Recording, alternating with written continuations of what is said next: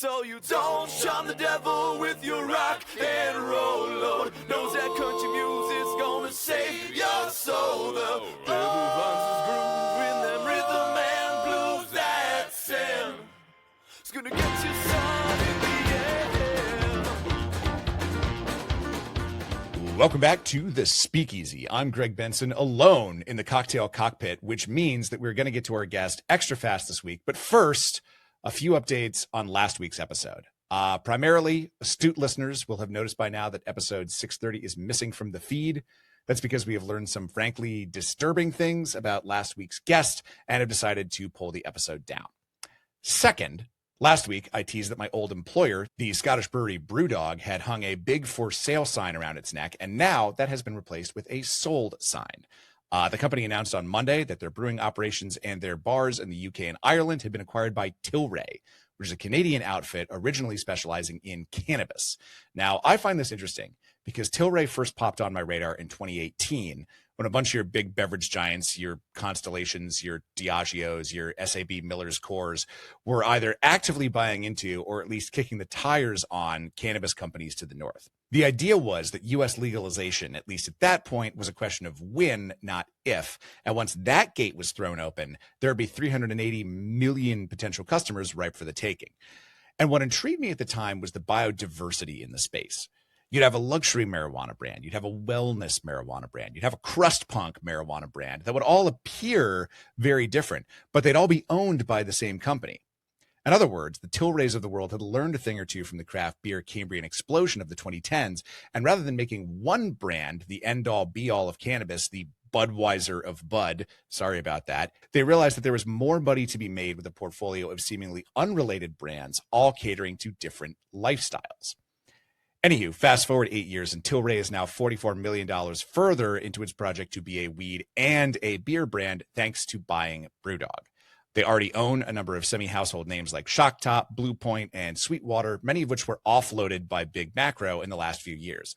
And I think it really says something about the state of brewing that the folks growing green north of the border have gone from copying craft beer's playbook to snapping up their old case studies at bargain basement prices.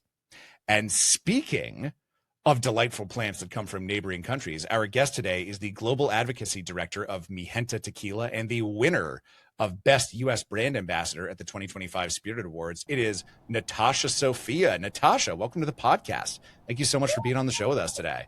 Thank you for having me. I'm so excited. I am excited to see you. We've been planning this episode for a long time, so I'm glad to finally make it happen. And I want to dive straight into it, talking about tequila. What else? I'm normally a Blanco man, but I actually want to start with the Reposado that Mijenta makes. Tell me about this tequila and specifically the various woods that go into its construction, because I find this very intriguing.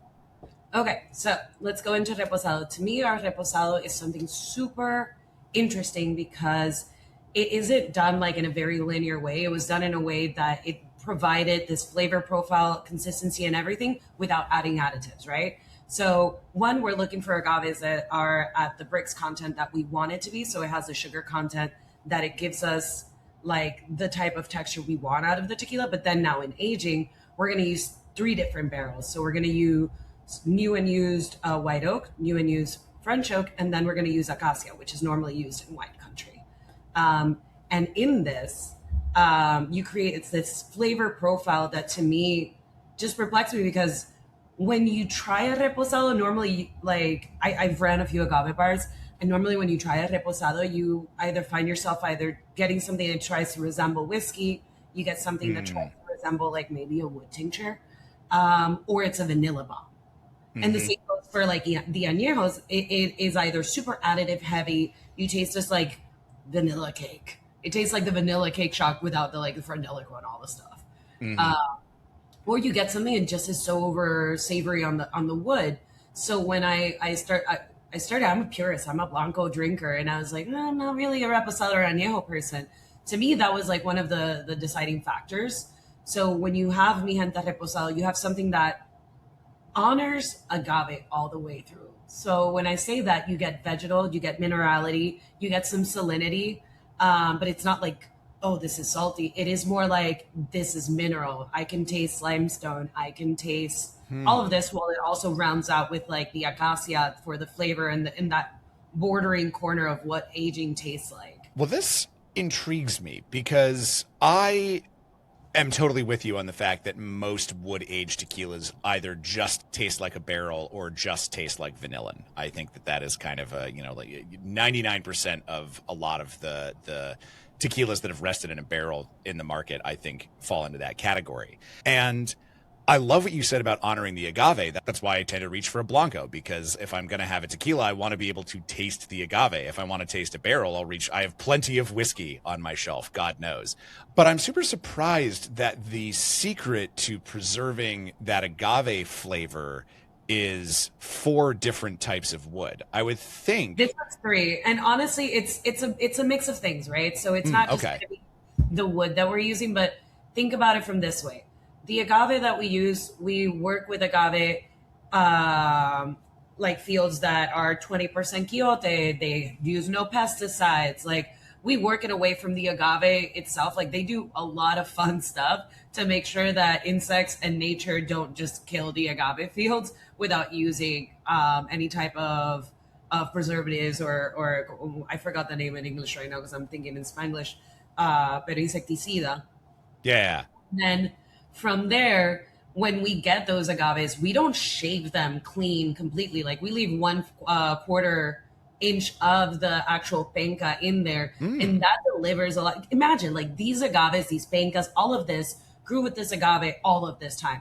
This is carrying so much flavor, that carries so much minerality, that carries so much of the identity of what the agave is, that, like, when you clean it completely, you're taking a lot of the flavor that agave grew with too.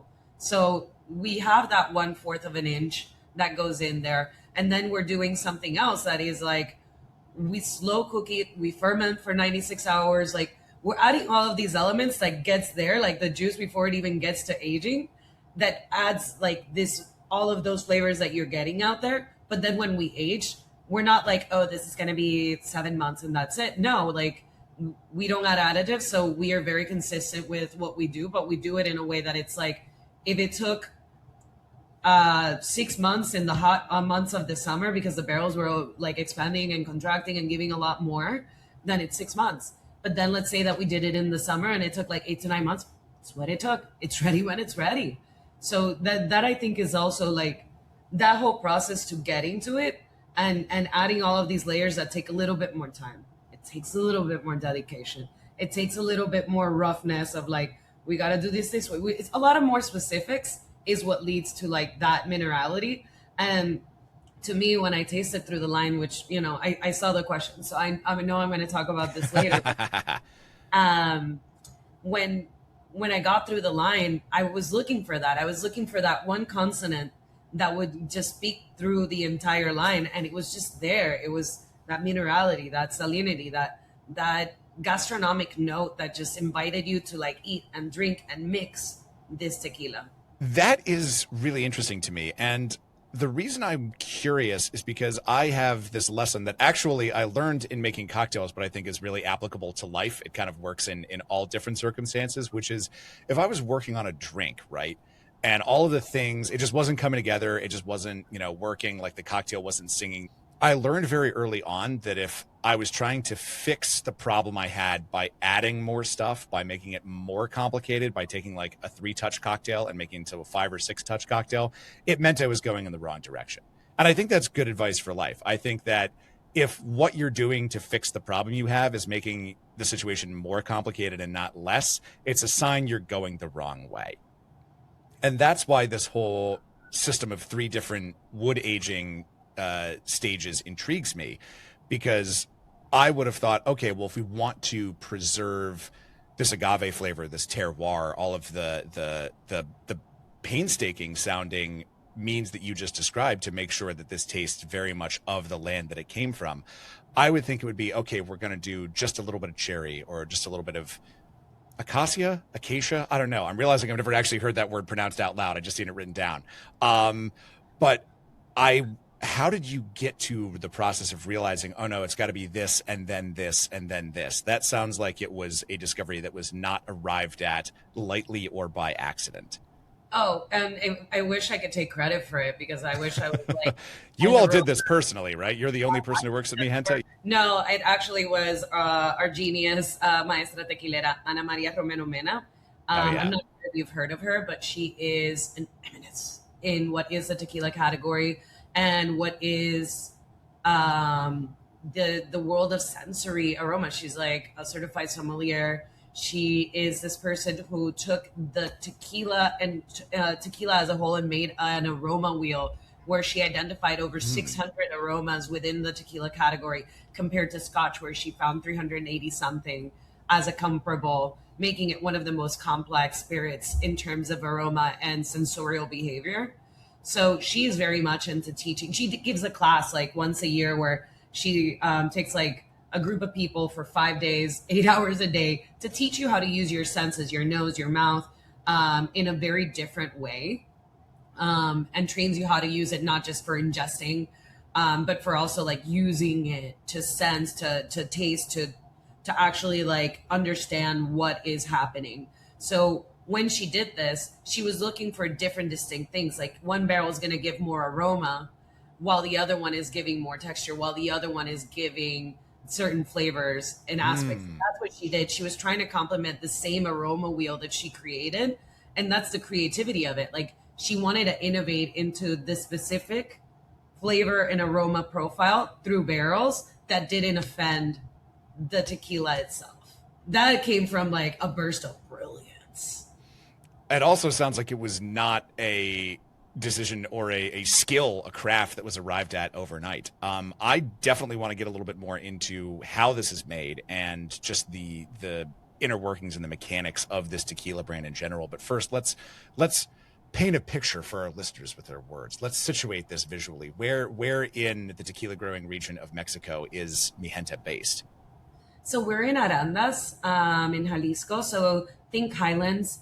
If you want to think like paint a picture of how it looks in terms of like, let's walk through this agave field. Imagine like red clay, super loose soil. You step in and the soil is so loose that your feet go into the soil. You look down, you see obsidian rocks. That's how much minerality there is on the soil that these agaves are growing through. But also when for me specifically, when I feel soil that is that loose and like that, it makes me know that I'm in for a treat, because that means that if the soil is loose, the water source that these agaves are getting water from is a lot deeper than we expect it to be, or that it normally would be in the lowlands. So these agaves need to make roots that are a lot deeper to get to the water source. What does that mean? Just like humans, anytime we struggle, we create a lot more flavor and a lot more personality. So these agaves are going to be a lot more tastier. And how's that flavor translate? I'm still kind of getting up on the highland lowland separation, kind of your generalized. Obviously, I know that making generalizations about tequila is like making generalizations about people. There are 8 billion of us. There are going to be millions of exceptions. But in general, what's kind of the terroir of highland versus lowland tequila?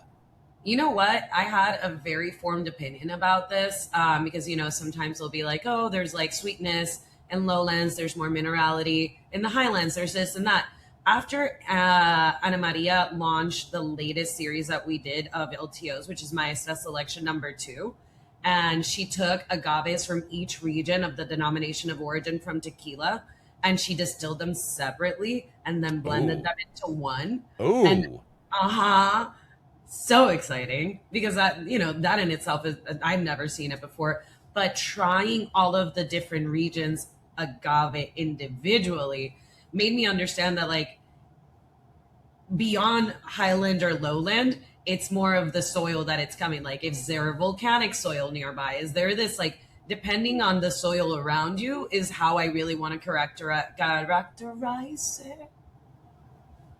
The agave's flavor profile. Interesting. I also love that you came into this and you had an opinion and then we're delighted to find out that it was wrong. That's why I like doing this podcast, is I get to find out what I'm wrong about every single week. It's great. I don't know. I think like as a principal, I'm okay with knowing that I'm wrong and changing my opinion. I think that's one of the best things we can do as humans. If we, if I say like, oh, this is my opinion and it's wrong, no, evidence will show you otherwise. And, we scientific method this and it's different. Let's go. We change opinion. We try it all.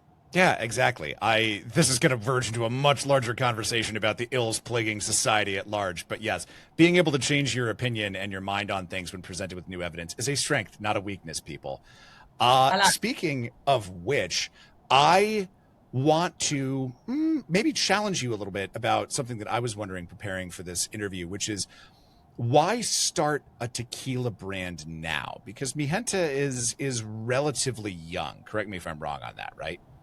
Mm-hmm. You're very young. And there's been a lot of, ton of growth in that category. So from a business perspective, it makes sense. But over the last few years, there's also been a lot of negative press that the category has been getting, specifically around additives. But I also think that there are a lot of very valid concerns about Blue Weber tequila monoculture. So how have you navigated this, and what is Mijenta's, if you could distill it down into a sentence or two, what would be their reasoning of like, oh, no, this not only deserves to exist, it needs to exist because we're doing this thing that no one else is doing?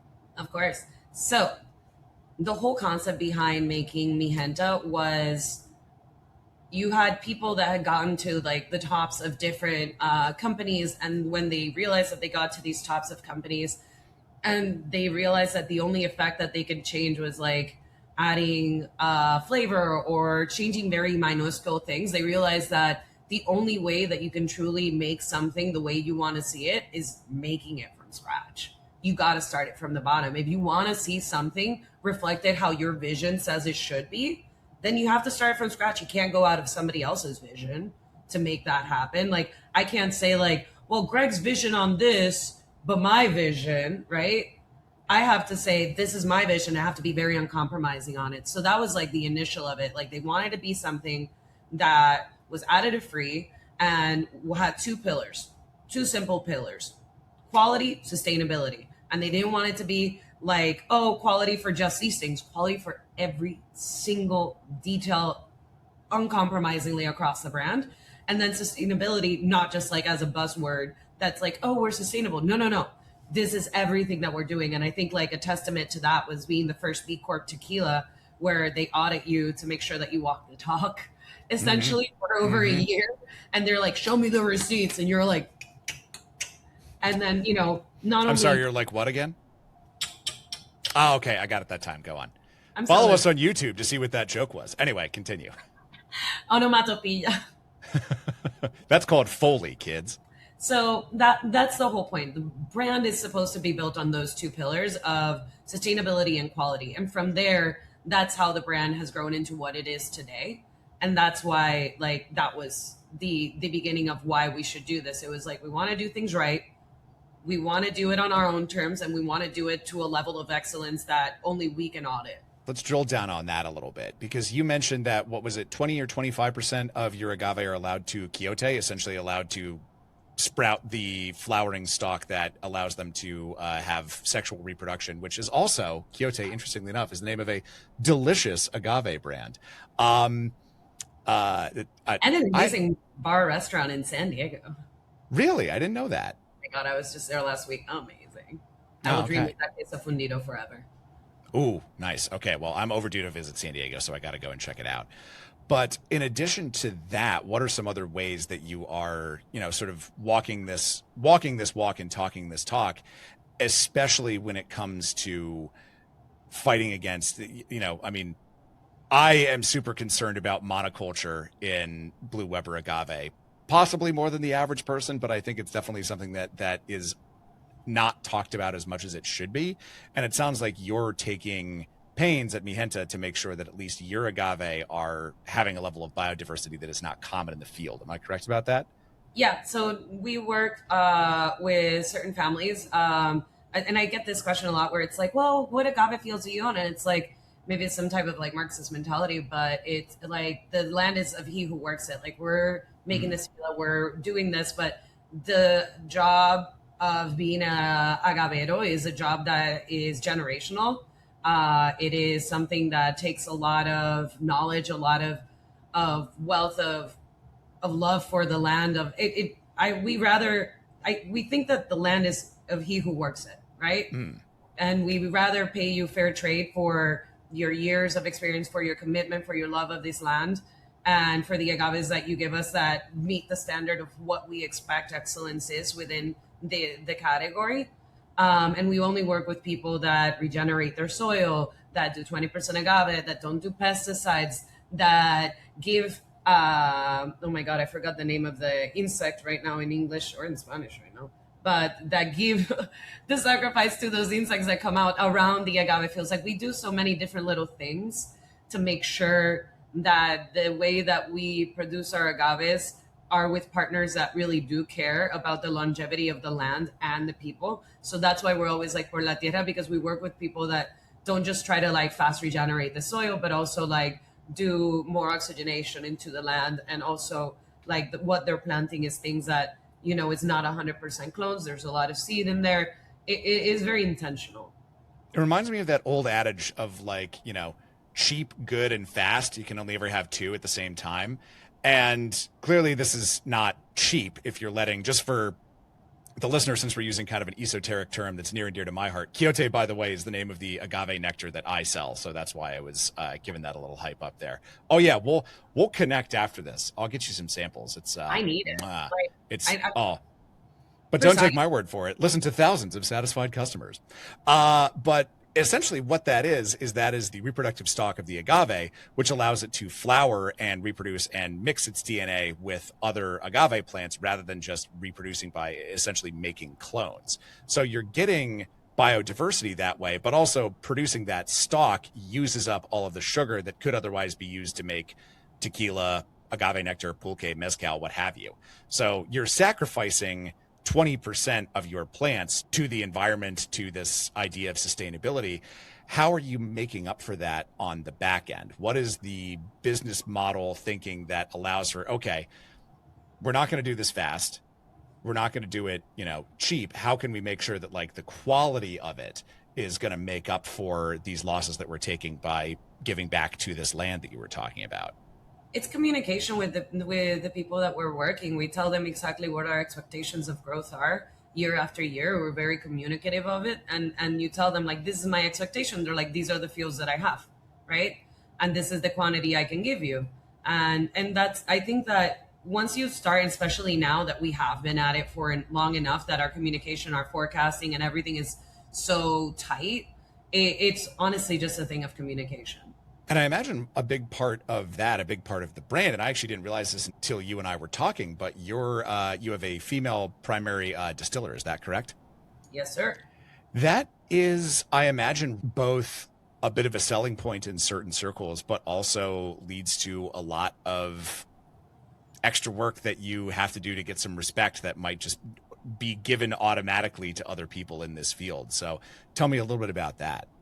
Well, interestingly enough, I've actually asked her about this, like her being a woman within this category, but being a woman leading in this category has been a challenge within the realm of her growing into this role of where she is disrespected, not disrespected. But when me as somebody who is on the ground boots sharing this, it honestly has never been a point of like, oh, a woman's making it. Like, it's more of a point of curiosity, like, oh, really? Because it's not something that is very common, but I've never seen the point of somebody being like, oh, a woman made it. Like, also, if somebody did that, I'd probably walk out and be like, yeah, this is not the tequila brand. I don't want our brand with you. Sorry. You don't deserve it. And also talking about sustainability and going back to that one, a few other things to think about. And also, we just got recertified as a B Corp with more points. Congratulations. Which is, to me, really, really cool, because one of the reasons was us changing a little bit of the bottle. And by changing a little bit of the bottle, changing the bottle completely, pulling more cap instead of cork because we don't want to aid to the cork tree deforestation. Our glass is made recycled glass in Mexico.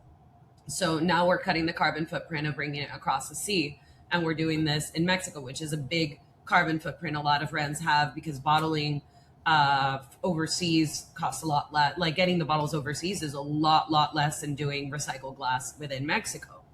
And those are like the types of things that cut our carbon footprint exponentially. But the weight of our bottle went down because of all of the changes that we made. And it helped us reduce our carbon footprint by a very large percentage. And that's like something super cool for us. Another thing that we do is that the labels and the boxes that you see, we use spent agave fibers. And we work with a community of women. Yeah, we work with a community of women in Jalisco that they make in Guadalajara. They make this out of old carton, old coffee bags, and the spent agave fibers. And that's how they make that paper, which normally this paper is something that a lot of people kind of like deter from because it's not perfect, right? It's not, some of them are going to be a little different. The texture is going to change and everything because it's not something that's static. So we're upcycling our waste and looking for better ways to do it. And another thing that we don't really do is that we don't have a lot of POS. We're not a company that just produces a bunch of POS. Like here's 10,000 t-shirts that end up in Goodwill because we all know we end up sending them there, right? I still have a few like whiskey festival shirts from 10 years ago that are cool because they're vintage now. So those are near and dear to my heart. The green mellow corn one that's so soft and nobody can get rid of because it's the best t-shirt ever. I have a Jameson Bartender's Ball one from 2014 that is the softest thing I have ever felt in my entire life. I was like, why can't all shirts be made of this material? Once you find this, I never let them go. But into that, we decided to take that budget and reallocate it back into communities within Mexico. Like instead of, and I tell everybody, I'm like, would you rather a shirt or would you rather support women and minorities within Mexico City trying to learn financial literacy, agricultural like trades and different types of things that help them, or minority communities that are looking to navigate different obstacles within the realm of, for example, I want to pull you up can I share you a slide? Ooh, I don't know if you can on here, but I can't. Well, anyway, I'm over here trying to present you and pitch you. Well, I want to hear more about this, honestly, especially the financial literacy component, because that's something that, I don't know, man. I was raised in the suburbs of Washington, D.C. by Democrats. I got a really, really good public school education. And I, in my 30s, had to have a really embarrassing conversation with my best friend where I was like, what are points? Like, how do credit card points work? How do credit cards work? I don't know. No one taught me these things. I learned trigonometry, not to shit on trigonometry. I think all knowledge is good and should be shared. But what are your financial literacy skills that you're teaching to these communities? Because that is something that is desperately lacking in a lot of places. We're not personally teaching them. We're supporting different programs that do teach about how financial literacy works and how to own your own land and how to do those types of things. So we don't personally do it. We support the program. So we invest into donating into these programs that actually give back to smaller communities. We don't lead it.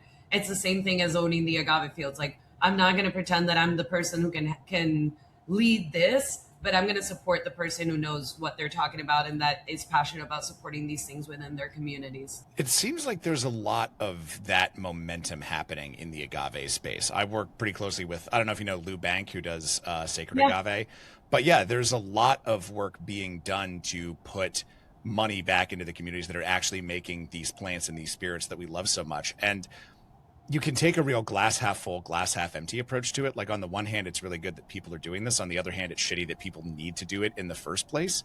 But what is your read on the state of the union of how much effort is going into making sure that the people who grow these beautiful plants that we love so much are fairly compensated for their labor? And how far do we need to go still? How far we need to go? We need to keep going, period. How do I feel about it? I think I have a two-sided opinion on this. One, every category of spirits should take an example of this book because not every category has been held accountable to the way that tequila has been held accountable and has responded. And I think that that's one thing, that holding brands and holding categories accountable to something is really good, because now, like, you see the category reacting in a very positive way. Not as positive as we need, not as fast as we need, sure, but at least a shift is happening.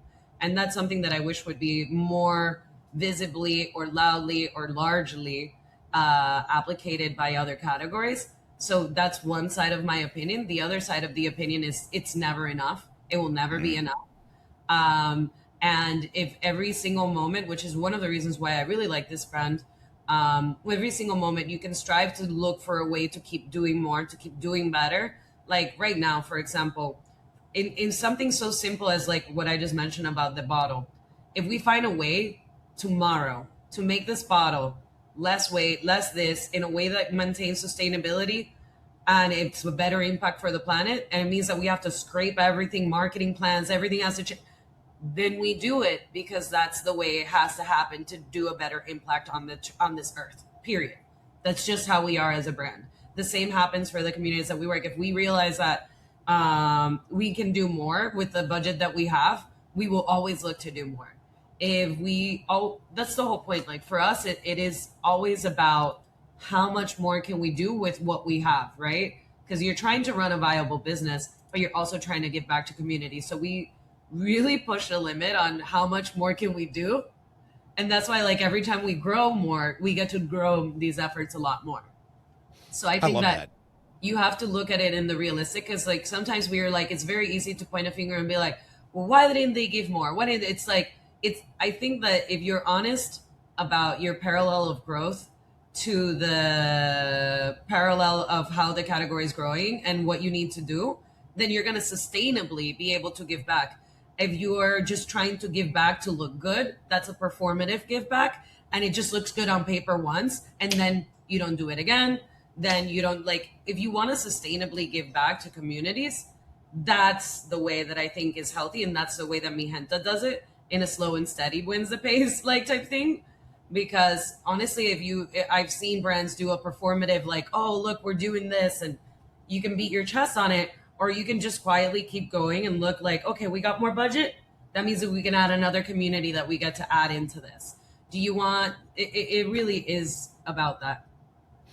So as consumers, as people who drink tequila, and I'm a proud member of that sector of the population, how do we find the brands that are doing the good work? Because sometimes trying to shop ethically feels a bit like standing in front of the wall of eggs in the supermarket and thinking like, how much cruelty am I willing to tolerate for my eggs? Like, I don't know if I can afford free range this week, but I could do cage free. And I don't know what those terms mean, but there's that internal bargaining that you kind of have to do with yourself as a consumer, not really having the full information. So as people who are just regular old tequila fans, how do they find the brands that are doing this good work, that are actually reinvesting into these communities? I think it takes a lot of investigation. I think that first step is to listen to the Speakeasy podcast. I think that's a great first step for anything, honestly. Do it before your wedding. You know, it's better than couples therapy, just to make sure you're ready for that kind of commitment. As a person getting divorced over here. Well, she didn't take her advice the first time, and look, well, I'm sorry. I didn't listen. But there's a lot of noise happening, as well as there's a lot of silencing happening within the category. So it does take a little bit of extra step. I think that always trust your local bartenders, to, especially if you go to a bar that really focuses on agaves and the integrity of tequila and mezcal and the agave spirit as a whole. I want to end by talking a little bit about you. Let's talk about the award that you won that I teased at the beginning. You won the award for Best U.S. Brand Ambassador. And I have to confess that that's always the category at Tails that seems the most subjective to me.